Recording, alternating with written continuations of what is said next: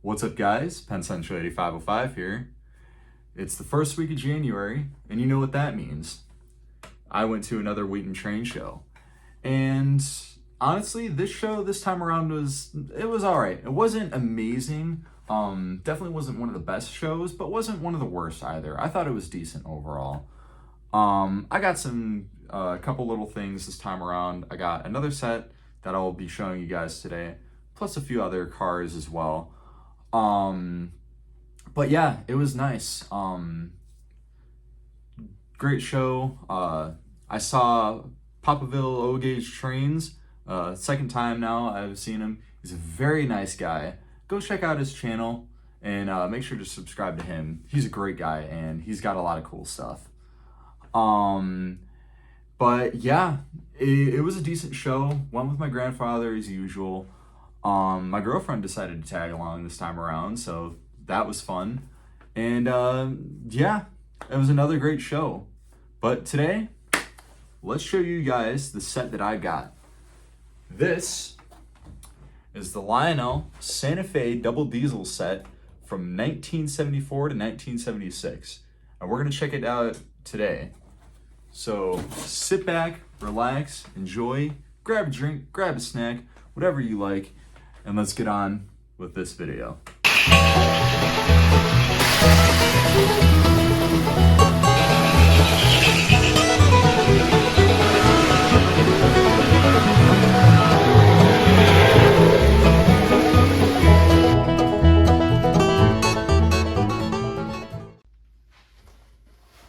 Alright, let's crack open this box. So as per usual, it's a lift-off lid, and let's just take a moment to appreciate how they did the box. It looks great. Now you can see the box is a little bit damaged, but that's okay, because what's inside is in beautiful shape. So as you can see here, we got the original paperwork, everything you need to know to get this thing running.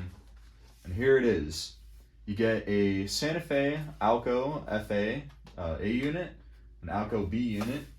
You get two gondolas, a Burlington gondola and a Republic Steel gondola, a Canadian National hopper, a Ford Motorcraft Autolite boxcar, what's this one here? A Union Pacific flat car, and a Santa Fe SP type caboose, along with a transformer, track, your load for your gondolas. You also get some bulkheads, so that's cool. Lock-on, and the stakes for the flat car. So let me get this train out of the box here, and we'll take a look at everything. Here's how the train looks out of the box, and man, does it look good. This set was one of Lionel's more mid-tier sets. It's better than the low-tier sets as it comes with more cars, and all the cars have metal wheels. But it's not exactly on the high end, because it does use a lot of all the same tooling as cars from the lower end sets, but it just comes with more. So yeah, one day I'll have to do a video on the kind of Lionel's kind of NPC starter set hierarchy, stay tuned for that. I'll do that eventually. But yeah, this was kind of Lionel's more mid-tier sets. But yeah, overall still a pretty cool set. Let's take a look at the details on everything. Starting off with this Alco A unit, this is a nice little engine. It has a single driving motor on the rear axle, a operating headlight with the light inside also lights up the cab and the number boards. It has a 2-position reverse unit. The cycle for the reverse unit is forward, reverse, and so on. It does not have a operational front coupler, but it does have a dummy rear coupler. Let's take a closer look at a few of these details. Zooming in on the front pilot, this has a closed front pilot. You can see these little doors here that would simulate where a coupler would be hidden behind. You have the operational headlight up here, and this beautiful Santa Fe, what looks to be a decal on the front there. And yeah, clear glass on for the windows and whatnot, and also a add-on horn up top. Moving to the side of the engine, you can see the beautiful war bonnet paint scheme. Now, if you look very closely, you can see the lines aren't super crisp in the war bonnet, but it's like so minute that you can barely see it. You really have to be looking close to be able to actually see that it's not perfect, but it still looks good. The locomotive number 8020 and the Santa Fe name, I believe, are heat stamped into the side of the body. You have the Lionel logo molded into the body. Molded in doors, these doors do not open. You have molded in windows along the side. The truck situation is kind of interesting. The front non-powered truck has plastic side frames, but the powered truck in the rear is die cast. The side frames are die cast, which is really weird, but kind of neat. Looking at the top of the engine, there's that add-on horn. There's the lever for the reverse unit, and then you have a lot of this beautifully molded in detail. And then at the rear, you have a molded in door. There's the single body screw at the rear here. There's no body screw at the front, it's just a tab. And there's the dummy knuckle coupler at the rear here. Now, for those who are curious on what the underside looks like, here you go. The front truck is completely unpowered. It just kind of rides along the rails. Now, the rear truck is the power unit. You have 2 pickup rollers on the rear. There are traction tires on the driven side of the motor. And now the motor does have nylon gears, but that's not really an issue for me, just because I've never really had an issue with engines with nylon gears. But yeah, and there's also this single screw in the middle here, which I'm not entirely sure what that holds, but yeah. So that's what the underside looks like. Now, real quick, before I move on to the B unit and the rest of the freight cars, I just wanted to compare this engine to my other Alcos that I own. This is now my 4th Alco. So yeah, for starters, let's start with a post-war number 2023 Alco. As you can see, it is a little bit taller, and the post-war one has the operating knuckle coupler at the front there. This is also much heavier and also has a metal horn. Next is yet another MPC Alco. This is a Southern Pacific Alco. Now this is a more one of the more higher end Alcos. This has die-cast metal trucks, an operational knuckle coupler on the front end, has a three position reverse unit, and yeah, it's just overall better. Next is a later 90s, I believe 90s run of the Santa Fe Alco. This is a number 8913. The later one is actually, I think, a little bit taller than the MPC one.